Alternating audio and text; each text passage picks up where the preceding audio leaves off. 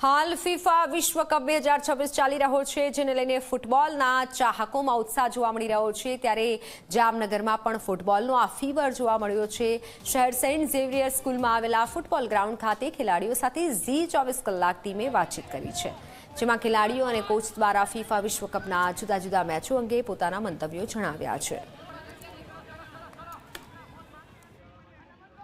FIFA football world કપમાં એક પછી એક ખૂબ જ રસપ્રદ મેચ થઈ રહ્યા છે અને જામનગરના ફૂટબોલના ખેલાડીઓ આ તમામ મેચોનો આનંદ પણ લઈ રહ્યા છે। ત્યારે આપણી સાથે જામનગરમાં હાલ જે શહેરમાં સેન્ટ ઝેવિયર સ્કૂલનું જે ગ્રાઉન્ડ છે કે ત્યાં દરરોજ જે છે ફૂટબોલના ખેલાડીઓ પ્રેક્ટિસ કરે છે અને ફૂટબોલની રમત રમતા હોય છે। ત્યારે આપણે એમાં જ પૂછવાનો પ્રયાસ કરશું કે જે હાલ આપણે જે વાત કરી કે ઇંગ્લેન્ડ અને જે મેચ હતો ને 2 ક્રોએશિયાનો જેમાં 4-2 થી ખૂબ જ રસપ્રદ મેચ રહ્યો, તો ફીફા જે ફૂટબોલ વર્લ્ડ કપ છે અત્યારે કયા સ્ટેજ ઉપર જઈ રહ્યું છે અને કેવા કેવા મેચો થઈ રહ્યા છે? અત્યારે જોવા જાય તો ક્રોએશિયા ઇંગ્લેન્ડ પહેલા 9:30 વાગે કાલે જે મેચ હતો, જે 10:30 કિક ઓફ થયો, એ હતો પોર્ચુગલ અને ડીઆર કોંગો, જેમાં ડીઆર કોંગો ડેબ્યુ કરતી હતી વર્લ્ડ કપમાં અને પોર્ચુગલ ફેવરેટ હતી જીતવા માટે, કેમ કે રોનાલ્ડો પોર્ચુગલથી રમે છે અને એનો કેપ્ટન બી છે। બટ અનફોર્ચ્યુનેટલી મેચ ડ્રો ગયો।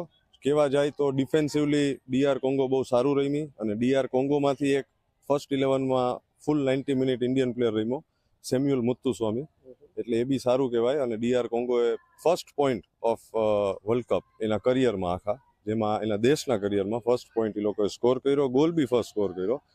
ફોલોઈંગ મેચ ઇંગ્લેન્ડ અને ક્રોએશિયા, તો બહુ જ હાઈ ગોલ સ્કોરિંગ મેચિસ થઈ હોય। 4-2 થી ઇંગ્લેન્ડ વિજેતા રહ્યું। ઇંગ્લેન્ડ પાસે આખા વર્લ્ડની બેસ્ટ સ્કોડ છે, ફ્રાન્સ ઇંગ્લેન્ડની જેમ છે, બેયની બહુ બેસ્ટ સ્કોડ છે। અને સામે બી ક્રોએશિયા છેલ્લા 3 વર્લ્ડ કપથી એક ફાઇનલ બી રમેલી છે અને 2 વાર સેકન્ડ પોઝિશન ને થર્ડ પોઝિશન આવેલી, તો બહુ સારી ટીમ હતી। અને એના પછી રાત્રે 3:30 બી ઉઝબેકિસ્તાનનો મેચ હતો કોલંબિયા સામે, એ મેચ કોલંબિયા 3-1 જીતેલી હતી અને એ મેચ બી બહુ સારો થયો હતો। આજ બી મેચિસ છે, બટ નોટ મારી કોઈ ફેવરેટ ટીમના મેચ નથી, બટ સ્વિટ્ઝરલેન્ડ છે, બોસ્નિયા હર્ઝેગોવિના છે, આ લોકોનો મેચ છે। પછી ફોલોઈંગ એના ગ્રુપમાં બીજા ઘણા બધા મેચિસ છે, જેમ કે ઓસ્ટ્રિયાનો બીજી કોઈ ટીમ સાથે હશે, ઈરાનનો કોઈ ટીમ સાથે હશે, એટલે આજે થોડું નોર્મલ મેચિસ છે। અને હજી એક અઠવાડિયા પછી પાછા જે ગ્રુપ સ્ટેજીસના મેચિસ છે, જે શફલ થઈને એક બીજી ટીમ બીજા સાથે રમશે, એમાં હોપફુલી જોઈએ હવે પોર્ચુગલ સારું પરફોર્મ કરે અને આગળ થોડુંક લઈ આવે। જે રીતે મેસી સારું પરફોર્મ કરીને અર્જેન્ટિનાને ઉપર લઈ આવ્યો, તે પોર્ચુગલ બી એનો બી લાસ્ટ વર્લ્ડ કપ છે, 6th એડિશન।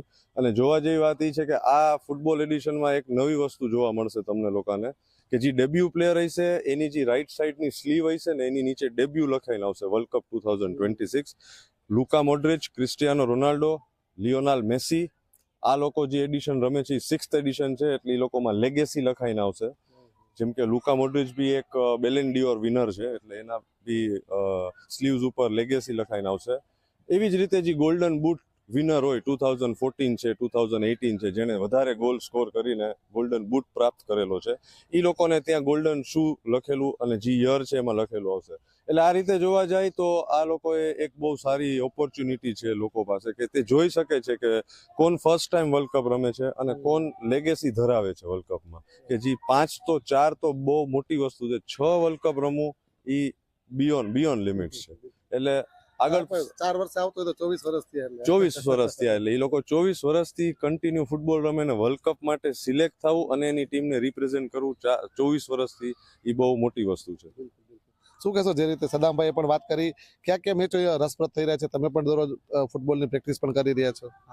મારો ફેવરેટ પ્લેયર જ ક્રિસ્ટિયાનો રોનાલ્ડો છે, એનો ગઈકાલનો મેં મેચ જોયો, બહુ ઇન્ટરેસ્ટિંગ મેચ હતો। બટ એ મારું આઈડલ છે, તો મારે એને હજી ફોલો અપ કરવું છે, એનું જે એને લાઈફનું સ્ટ્રગલ છે, એને કઈ રીતે એનું લેવલ અપ કર્યું, એમ દરરોજ હું પણ અહીંયા આવું છું મારા સિનિયર સાથે। સિનિયર મારા સપોર્ટિવ છે, જે મને સપોર્ટ કરે છે, આગળ કોઈ પણ ટુર્નામેન્ટ્સ આવે એમાં મને રમવા માટે બહુ હેલ્પ કરે છે। તો હું એમ જ ઈચ્છીશ કે હજી હું મારું પણ લેવલ અપ કરું, તો કદાચ આપણી ટીમ ઇન્ડિયાનું હજી રેન્કિંગ ન હોય તો કદાચ ચાન્સ બને તો આપણે પણ જઈ શકીએ, આપણે આપણા ઇન્ડિયા ટીમને બહુ આગળ લઈ જઈ શકીએ।